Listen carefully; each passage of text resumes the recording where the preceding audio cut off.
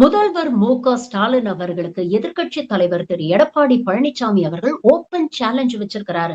நேருக்கு நேர் மோத தயாரா? ஓப்பன் சேலஞ்ச் வைக்கிறேன். ஒரு மேடையில நேருக்கு நேர் 2 பேரும் பேசுவோம்.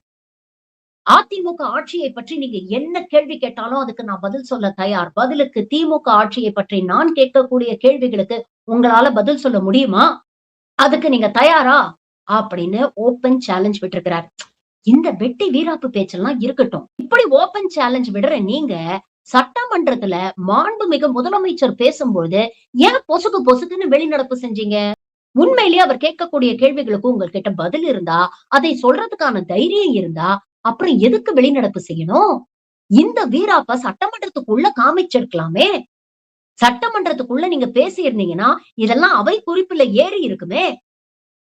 சட்டமன்றத்துல இருந்து பயந்து வெளியில ஓடி வந்துட்டு, இப்படி வெட்ட வெளியில வந்து வெத்து சேலஞ்ச் விடுறதெல்லாம் எந்த கணக்குல சேர்க்கிறது அப்படின்னு சமூக வலைதளங்கள்ல மக்கள் அவர பொளந்து கட்டிட்டு இருக்காங்க. நீங்க சொல்லுங்க.